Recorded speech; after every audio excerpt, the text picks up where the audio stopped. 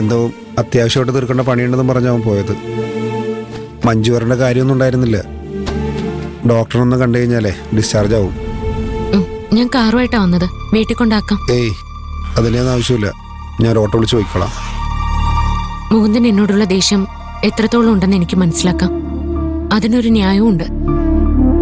അതിനെന്തിനാ സ്വയം ബുദ്ധിമുട്ടുന്നേ? ഞാൻ സഹായിച്ചു എന്ന് കരുതി എന്നോട് മുകുന്ദൻ ക്ഷമിക്കണമെന്ന് ഞാൻ ആഗ്രഹിക്കുന്നില്ല. ജയിലിൽ വെച്ച് മഞ്ജു മഹിമയുടെ ജീവൻ രക്ഷിച്ചു എന്ന് അവള് പറഞ്ഞു. അതിനുള്ള നന്ദി എനിക്ക് തന്നോടുണ്ട്. പക്ഷേ ചെയ്യാത്ത കുറ്റത്തിന് അവളെ അവിടെ എത്തിച്ചത് മഞ്ജു തന്നെയല്ലേ? അങ്ങനെ ചെയ്തതിൽ എനിക്ക് കുറ്റബോധമുണ്ട്. അവളാണ് പീതാംബരനെ കൊന്നതെന്ന് ഞാൻ വിശ്വസിക്കുന്നില്ല. അതുകൊണ്ടാ എനിക്ക് കിട്ടിയ തെളിവുകൾ ഞാൻ ഐശ്വര്യ മാഡത്തെ അറിയിക്കാത്തത്. അതിന്റെ പേരിൽ എനിക്ക് സസ്പെൻഷനും കിട്ടി. ഞാൻ ഈ ജോലി ചെയ്തതുകൊണ്ട് എല്ലാവർക്കും ഉപദ്രവം മാത്രമേ ഉണ്ടായിട്ടുള്ളൂ. അതുകൊണ്ട് ജോലി രാജിവെക്കാൻ എന്റെ തീരുമാനം. എടോ, താനെന്ത് മണ്ടത്തരീ പറയുന്നേ? എനിക്ക് സംഭവിച്ചൊരു തെറ്റ് കാരണോ മഹിമ ഇപ്പൊ ജയിലിൽ കിടന്ന് അനുഭവിക്കുന്നത്. ഇത്രയും കാലമായിട്ടും ഞങ്ങളുടെ അച്ഛനെ കൊന്ന ഗോപാലിനെ എനിക്ക് അറസ്റ്റ് ചെയ്യാൻ കഴിഞ്ഞിട്ടില്ല. ഇത്രയും കഴിവുകെട്ട ഒരാൾ എന്തിനാ ഡിപ്പാർട്ട്മെന്റിൽ തുടരുന്നത്? അതിനെ താൻ രാജിവെച്ച എല്ലാ പ്രശ്നവും അവസാനിക്കുമോ? ദേ, ഇതൊരു തരം ഒളിച്ചോട്ടോ. താൻ ഉണ്ടാക്കി വെച്ച പ്രശ്നങ്ങളൊന്നും പരിഹരിക്കാതെ നടത്തുന്നൊരു ഒളിച്ചോട്ടം. മാധവൻ സാറ് മഞ്ജുവിനെ പഠിപ്പിച്ചത് ഇങ്ങനെ ഒളിച്ചോടാനാണോ? തെറ്റുകൾ എല്ലാവർക്കും പറ്റുമോ? പക്ഷെ അത് തിരുത്താൻ ശ്രമിക്കുന്നവരാ ജീവിതത്തിൽ വിജയിക്കുക. മഞ്ജുവിന് അന്തസ്സുണ്ടെങ്കിൽ വീണ്ടും ഡ്യൂട്ടിക്ക് കയറി പീതാംബരനെ ശരിക്കും കൊന്നതാരാന്ന് കണ്ടുപിടിച്ച് മഹിമയെ ജയിലിൽ നിന്ന് മോചിതയാക്കണം.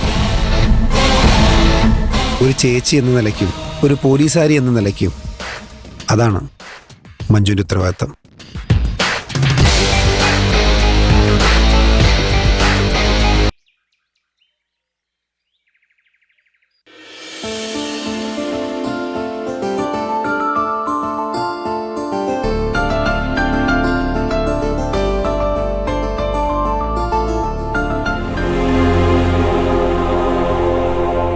മുകുന്ദൻ നിന്നോട് എന്തെങ്കിലും പറഞ്ഞോ?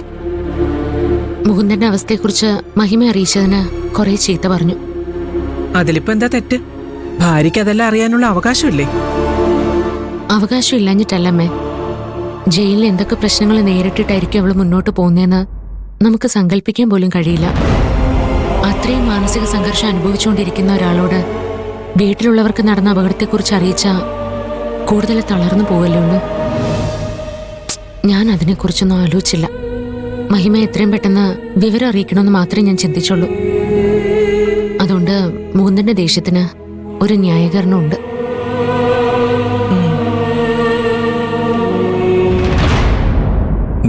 നീ കൂടുതൽ വിഷമിക്കൊന്നും വേണ്ട.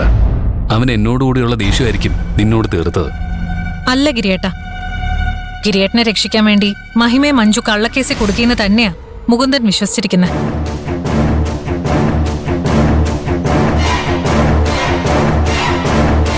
അതിന് മുകുന്ദൻ മഞ്ജുവിനെ വെറുക്കുന്നതിന് അയാളെ കുറ്റപ്പെടുത്താൻ പറ്റുമോ? ഗിരിയേട്ടനോട് മുകുന്ദൻ ക്ഷമിച്ചു എന്ന് വരും, പക്ഷെ മഞ്ജുവിനോട് അയാൾ ക്ഷമിക്കുമെന്ന് എനിക്ക് തോന്നുന്നില്ല. ഞാൻ സ്വന്തം അനിയത്തിയെ ചതിച്ചവളാ. അവളുടെ പഠിപ്പും ഭാവിയെല്ലാം ഞാൻ കാരണം നശിക്കും. അങ്ങനെ ഒരാളോട് എന്തിനാ മാന്യത കാണിക്കുന്നത്?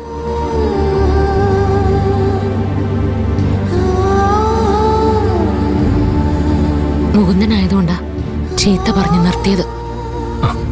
നീ ഇങ്ങനെ തോൽവി സമ്മതിക്കരുത്. നീ ഏത് സാഹചര്യത്തിലാണ് അങ്ങനെയുള്ള തീരുമാനമൊക്കെ എടുത്തതെന്ന് മുകുന്ദനെ മഹിമയെ മനസ്സിലാക്കി കഴിഞ്ഞാൽ അവർക്ക് നിന്നോടുള്ള ദേഷ്യം അതോടെ തീരും.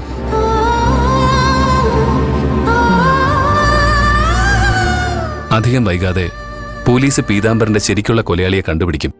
മഹിമ വൈകാതെ പുറത്തു ഇറങ്ങും. പിന്നെ നമുക്കെല്ലാവർക്കും കൂടെ ഒരുമിച്ചിരുന്ന് സംസാരിച്ച എല്ലാ തെറ്റിദ്ധാരണകളും മാറ്റാം. എന്താ പോരെ? എന്നാ കഴിക്ക, ഞാൻ വാരിത്തരാം.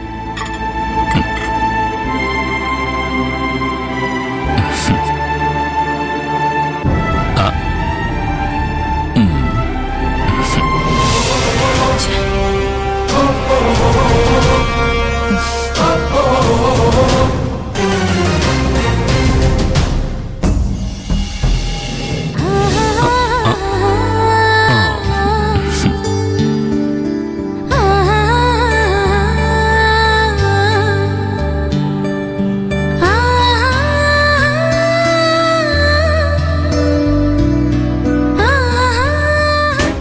തോന്നി വെച്ച് തന്നെ നിങ്ങക്ക് പ്രേമിക്കണമല്ലേ?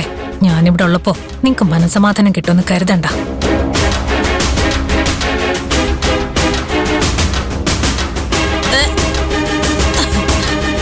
എന്തു പറ്റി പ്രീതി? അല്ല, രാവിലെ മുതൽ നല്ല ഛർദിയും തലചുറ്റലും ഉണ്ട്.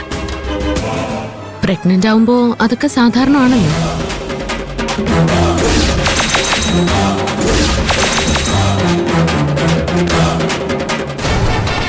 അതെ, പ്രഗ്നന്റ് ആവുമ്പോ അതൊക്കെ സാധാരണ.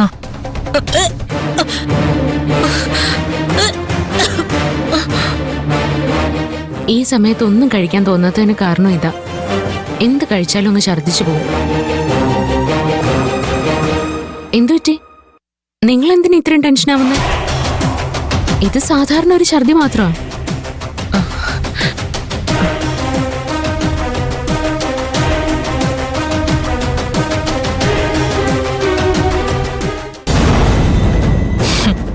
ഇതൊരു ചെറിയ ഷോക്ക് ട്രീറ്റ്മെന്റായി കണക്കാക്കിയാൽ മതി. വലിയ പണികൾ പിന്നാലെ വരുന്നുണ്ട്. ഈ വീട്ടിലും ഗിരിയേട്ടന്റെ മനസ്സിലും ഞാൻ എന്തായാലും ഒരു സ്ഥാനം പിടിച്ചെടുക്കും. അതിന് നീ എന്റെ വഴിക്ക് വരാതിരിക്കുന്നതാണ് നല്ലത് മഞ്ജു. കാരണം ജയിക്കാൻ വേണ്ടി ഞാൻ എന്തും ചെയ്യും.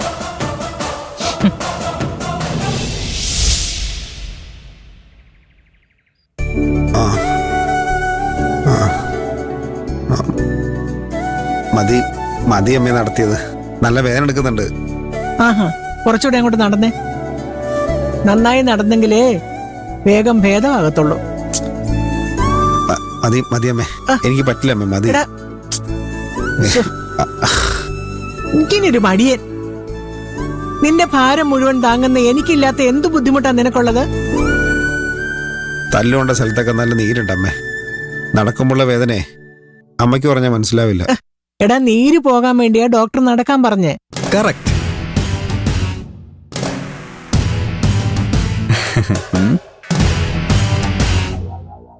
നീര് വലിയണെങ്കിലേ നടക്കണം വക്കീലേ. അതിന് കുറച്ച് വേദന സഹിക്കാനൊക്കെ തയ്യാറാവണം. വെറുതെ എങ്ങനെ ചെറിയ കുട്ടികളെ പോലെ കരയാതെ നടക്കാൻ നോക്കി വക്കീലേ. അല്ല പിന്നെ എഴുന്നേറ്റ്. എഴുന്നേക്കടാ. എന്താ ആന്റി? നിനക്കത് ഈ വീട്ടിൽ കാര്യം?